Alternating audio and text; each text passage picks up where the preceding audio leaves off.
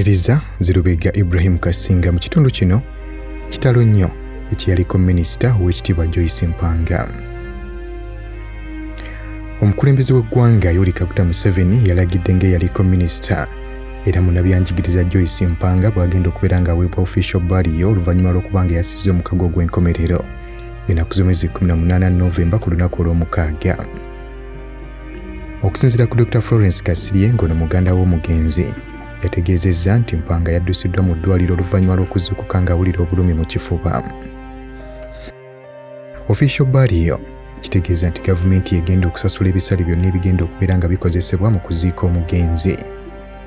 Omukyalo ono ajjukirwa nnyo mu katubagiro k'ebyobufuzi akaliwo wano mu ggwanga erya Uganda era nga kamuwaliriza n'okubeera nga adduka ku mulimu gwe ogw'okusomesa e Makerere n'asalawo okusomesa primary mu ggwanga erya Bungereza. Ono yafumbirwa Andrew Frederick Mpanga omwezi gwali gwa 8 1965 wabula ng'okufumbirigana okw'abano we kwabeererawo enkolagana ya Buganda ne gavumenti ey'owakati yali si nnungi. Andrew Frederick Mpanga yali Solicitor General mu gavumenti y'e Mmengo wabula oluvannyuma n'afuuka Attorney General era nga mu kaseera olubiri we baalulumbira gavumenti y'e Mmengo yali esindise Mpanga agende mu London okubeera ng'ategeeza ensi ebigenda maaso mu Uganda ssaako ne mu Buganda okutwaliza awamu. Ono bwe yagenda teyakomawo wabula mu mwezi ogw'omukaaga ono yakomawo n'akoma mu kibuga Nairobi eky'e Kenya bwe yali ng'ali mu kunoonya ludda wa Kabaka gy'ali. Joyce Mpanga yasalawo okugenda e Nairobi okumusisinkana wabula ng'okugendayo omuntu kyali kyetagisa kusooka kufuna lukusa okuva eri poliisi olwesobole okubeera ng'ekuteeka ku konvoyi ebbiri ezaaliwo ezaali ziwulekera abantu okutuuka e Jinja. Konvoyi emu yatambulanga ku makya ate endala ng'etambula mu masekkati g'olunaku era nga zino zaasimbulanga ku CPS mu Kampala. Joyce ono yasobola okubeera ng'agenda e Nairobi n'asisinkana bbaawe ng'era yamalayo weeks 3. Bbaawe era ono kitegeezebwa nti yasobola okubeera ng'amanya Kabaka gye yali mu ggwanga erya Burundi. Joyce Mpanga ye yasalawo okubeera ng'akomawo wano e Uganda wabula yawa bbaawe amagezi okubeera nga tageeza kudda kuno kubanga abantu bangi baali bakwatibwa nga we baggalirwa. Joyce bwe yakomawo e Uganda ekiro ekimu abamu ku bakozi abaali bakola n'ekitongole kya CID bagenda mu maka ge ne bamutegeeza nga bwe balina obubaka okuva eri Kabaka wabula ono yabategeeza nti ye si agenti wa Kabaka era tasuubira nti waliwo obubaka bwonna obuyinza okumuweerezebwa. Bano bwe baalemererwa ku mulundi guno baasalawo okubeera nga bapangisa kumpi n'amaka ge ne batandika okumuketta buli kaseera nti era ebiseera ebisinga obungi ono yalabanga emmotoka ekika kya Volkswagen eyayimiriranga ku nju ye ng'ebiseera ebisinga yamutambuliranga nako buli lwe yali agenda okusomesa ne bwe yali ng'agenda okubaako by'agula. Joyce Mpanga yali alina mukwano gwe nga mukwano gwe yalina muganda we naye agenti w'ekitongole kya CID. Mukwano gwe yamutemyako nti muganda we ali mu kitongole kya CID yamukuutidde okubeera nga yeewala meetings zaakuba mu maka ge obudde obw'ekiro. Wabula Mpanga yategeeza nti tewaliwo meeting yonna gye yali akuba wakaawe nti olunaku lumu ono yali agenda ku ssomero e Makerere okusomesa n'asisinkana mulamu we yali azze okubeera ng'amulaba wabula baali bakyanyumya konvoyi ya poliisi n'eyitawo nga makkati mu mmotoka ezo mwalimu emmotoka ya kizibu we Dani Kamaanyi. Ono yakitegeererawo nti Dani yakwatiddwa bw'atyo n'asalawo okudda emabega agende mu maka ga Dani alabe ekiriyo wabula yagenda okutuuka nga wajjuddeyo abasirikale. Ono bw'atyo n'asalawo okugenda e Namugongo mu bazadde ba Dani nti bano olwamulengera baamugoberawo nga tebaagala abasemberere kubanga nabo poliisi yali ebalondoola nga tebaagala kumuleetera bizibu. Nti wabula ku lunaku olwo lwennyini ekiro taata wa Kamaanyi naye yakwatibwa nga muzeeyi wa musajja mukulu ono ye yali minisita wa Natural Resources mu gavumenti y'e Mmengo. Oluvannyuma Joyce Mpanga lwakitegeera nti Kamaanyi ye yali avuze Muteesa okumujja e Mmengo gye yali yeekwese okumutwala e Ssembabule. Ono oluvannyuma baamuyita ku kitebe kya CID ng'eyamuyita ye Hassani ng'ali ayagala kugenda amubuuza 45 kiki yabadde akola ku maka ga Kamaanyi ku lunaku lwe baamukwata. Joyce yagaana okubeera ng'agendayo kye yasalawo okukola kwe kubeera ng'adduka mu ggwanga lino. Ono yasalawo okusooka kugenda wa muganda we ow'obuwala e Makerere n'amutegeeza byonna ebyali bigenda mu maaso n'amusaba singa abeera akwatiddwa amulabirireko omwana we. Bw'atyo n'amuwa n'ebikwata ku akawunti ye singa aba alina kye yeetaaza okulabirira omwana ajjengayo ssente. Ono okuteekateeka okugenda mu buwaŋŋanguse yakukolanga olusoma lw'omwaka luli mu kuggwaako mwezi gwali gwa 1967. Bw'atyo n'asalawo obutagamba muntu yenna ng'akimanyi nti bayinza okufulumya ebyama bye. Nti wabula yakomekereza agambyeko nazaala we. Tikyokka ebyembi mukadde ako waliwo Munnayuganda eyafa mu ggwanga erya Bungereza era nga bali mu kumusondera ssente okuzza omulambo kuno. Nazaala we kyava agamba abantu nti basonde ssente muka mwana we yagenda e Bungereza ajja kgenda nazo mu wiiki nga 2. Mu bwangu obw'ekitalo ono bwe yakimanya. A'udhu billahi minash shaitani rajim. Bismillahir rahmanir rahim. Assalamu alaikum wa rahmatullahi wa barakatuhu. Nze Haji Kaboggoza omusomi w'edduwa ntereeza ensonga z'amaka ebyenfuna n'endwadde ezitategeerekeka. Haji Kaboggoza omusomi w'edduwa nsiŋŋaanibwa Ekitigoma ku lw'Ejjinja. Bw'obanga otuuse Ekitigoma mu ttawuni ku siteegi osobola okuba ku nnamba z'essimu ezo z'olaba zitambula. Gwe wenna ali ewala oyinza okuyita ku mukutu gwaffe ogwa WhatsApp ku layini eyo eya MTN obudde bwonna mbeerako. Mu bwangu obw'ekitalo ono bwe yakimanya nti nazaala we ebyama byasanguza n'agezaako okusambyaasambya asobola okufuluma eggwanga nga wiiki 2 tezinnaggwa.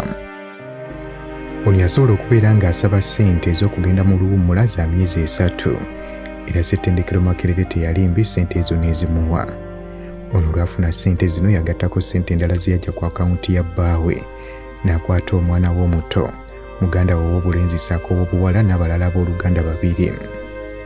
Nti ono yasalawo okugenda n'abantu bano bonna olw'ensonga nti yali ayagala kukakasa ab'ebyokwerinda nti ddala mbutuufu agenda mu luwummula.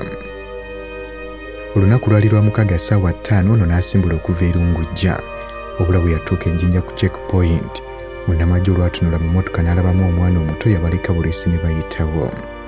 Nti roadblock ey'okubiri ono yagisanga Tololo, nti kyokka wano yayitawo buyisi bw'atyo n'ayingira Kenya. Bwe yayingira ekibuga Nairobi yatuukira mu Mayfair Hotel. Olunaku olw'enkeera nga bwe yava n'agenda ku East African Airways okubeera ng'afuna tiketi y'ennyonyi emutwala e London. Nti ekyennaku ono baamusaba asooka akomewo e Uganda okubeera ng'afuna income tax clearance certificate, kyokka nga teyali mweteefuteefu kudda.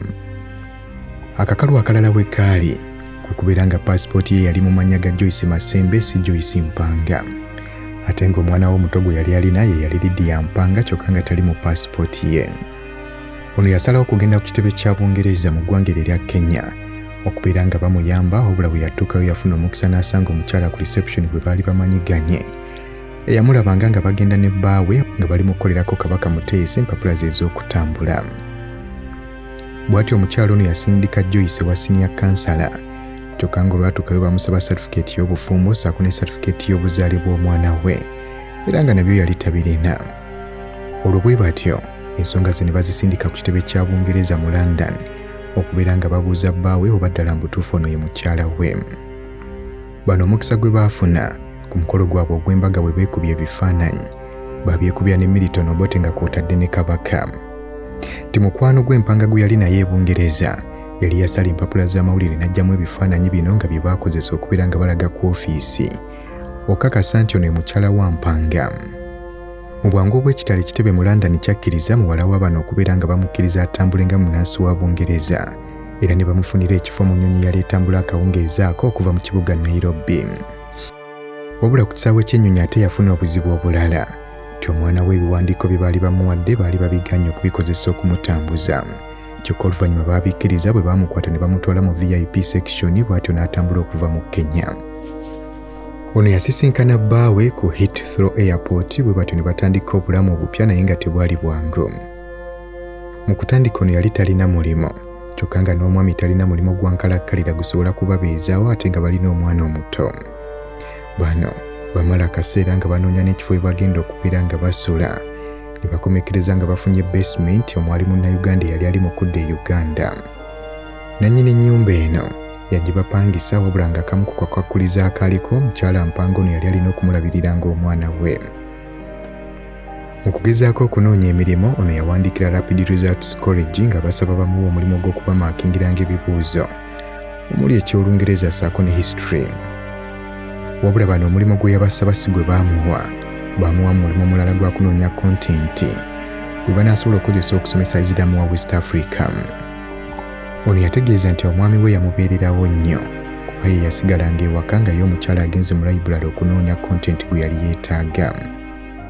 Olwo mu 1968 ono yasalawo okubeera ng'awandiikira aba Inner London Education Authority nga basaba bamuwa omulimu ogw'obwa part-time.